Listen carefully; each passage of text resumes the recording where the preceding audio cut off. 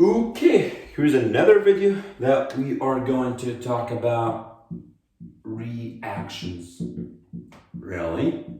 Well, we already talked about reactions.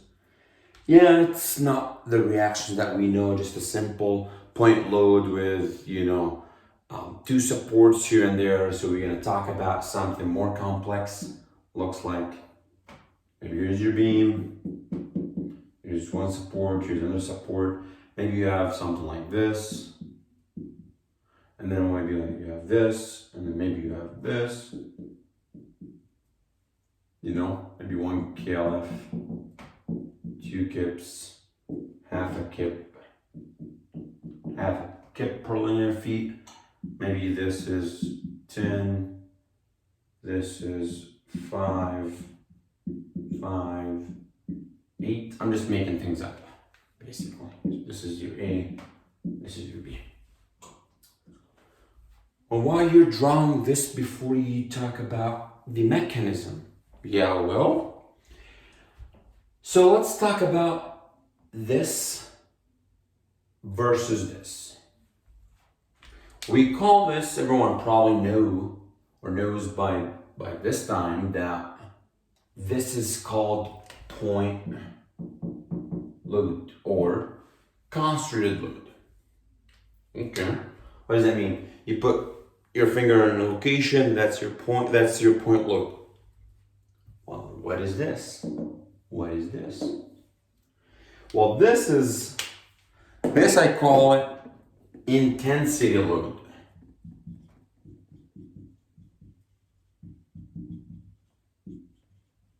Well, do you call this differently? No. This is intensity, this is intensity.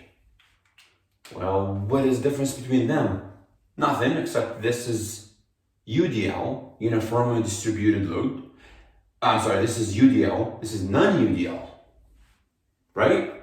This is not evenly distributed. It's called UDL, uniformly distributed load. Or sometimes called EDL, evenly distributed load. This, right? This is basically none. It's not a uniformly distributed load. That's why I like to call them intensity, because intensity is just generalized term. 1, 2. When we talk about anything not point load, we need to analyze it as point load first in order to know how to deal with it. It's a good way to say it. Well, in order to do this as point load, force is equal to the area under intensity. What does that mean? If you find the area underneath this, which is basically 1/2 base times height, that would be kip, meaning force. Well, I'm confused. Hold on. So what I'm saying, if you come up with something like this, evenly distributed, if you want to replace it as one single point load, you could find the area underneath it. That's it. Simple enough. Moment, it's nothing really fancy. Area or force times arm, same thing.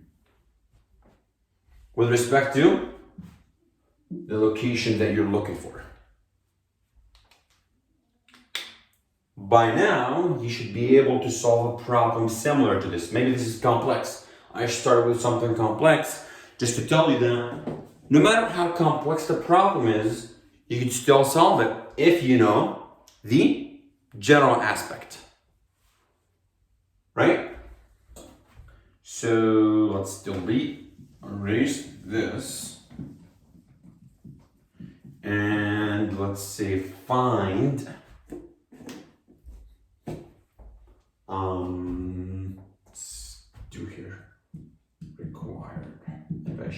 it a bigger board. Required find reactions. And let's write fun here and get to the fun part. It's your call to sum the forces first or sum the moment. I don't have any problem. I'm gonna sum the forces or the force in the y-axis first. Sum of the forces, y positive up. I start with, as you guys know, I start with the unknown. AY plus BY. If you don't know what type of connection that you have here or there, you better check yourself. This is a roller, this is a pin, two unknowns, one unknown. In this case, there's no force in the x-axis, so that means that acts like a roller. Simple as that.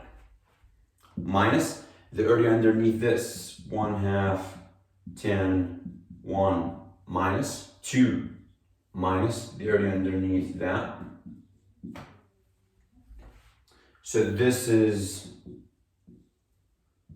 AY plus BY minus, what is that, 5, 4, 2 is 11, I think. You got the first equation.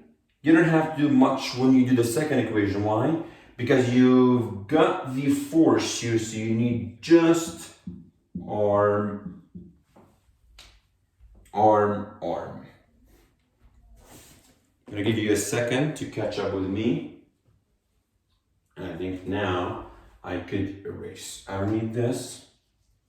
I do need this. And I do need this. So I'm gonna erase this only. And I'm gonna erase this. Erase this. And I'm gonna say positives counterclockwise, moment A. You've got BY times. Let me erase this. I don't want you to get confused on this. Maybe you say why you're not erasing. Okay, here I'm going. I'm gonna do it from scratch. BY times the arm. So BY times 10, 10, 8, 28. Minus 1/2 area, base, height, times the distance from the centroid to A. This is 1/3 of 10. That means 2/3, right? Which is 6.67, but I'm gonna write it as 2/3 of base. Minus 2 times 10, 15. Minus 0.5 the area times the arm, which, I'm sorry, times the base, which is 8. Located in the middle, so this is 4. 20, 5, 5, 10, that's 20, so 4 plus 5 plus 5 plus 10. And if you're concerned what is 4, I'm gonna write it as 8 divided by 2. You find what is BY, you go back to the equation, that's gonna be simple.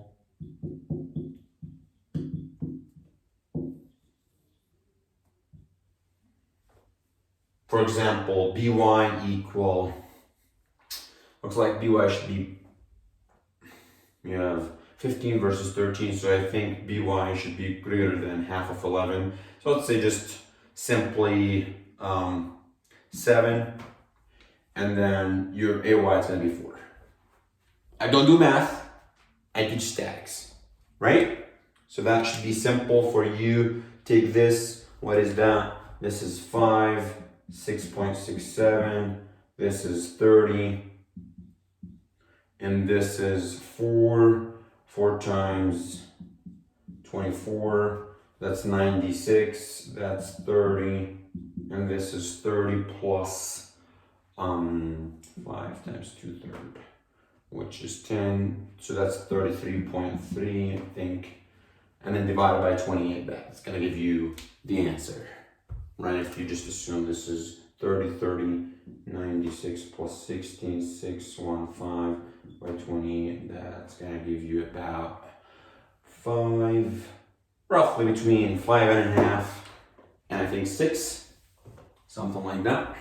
And then back to this, done. So this is, that's not an easy problem, by the way. So if you know how to solve this problem, you should be able to solve different examples. Don't forget that I could trick you and give you something like, hold on, let me just give it a second. Let me just erase this crap because that's gonna confuse you. This. And give you a second to see the equation. And let me put here feet and those feet. So this is feet, that means arm. This is the area. There's no area needed here, area. One thing that I always tell people, don't think that every single problem is gonna be the same, where the supports are on the edges, no overhang. That's number one. Number two, don't think that every single thing will be simply supported as this. It could be a fixed cantilever beam, like a balcony, for example. So if you have something like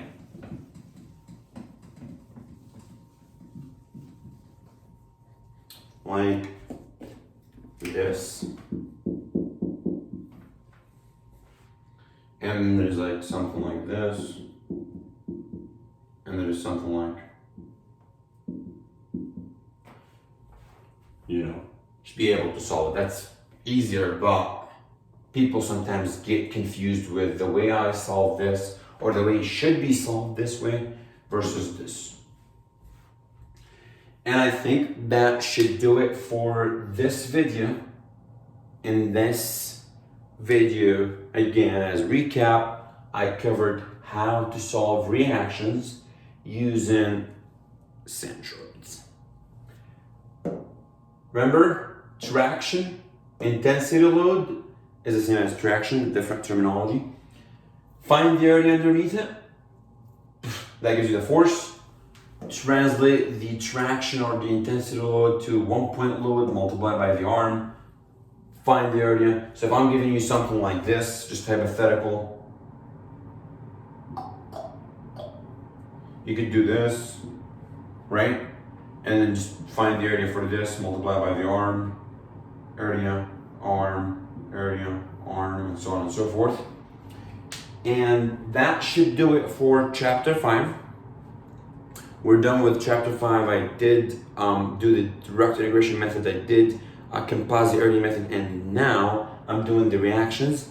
So next video, expect that I'll be covering trusses, method of joint, method of section, and that should do it for test 2 for my people. Peace.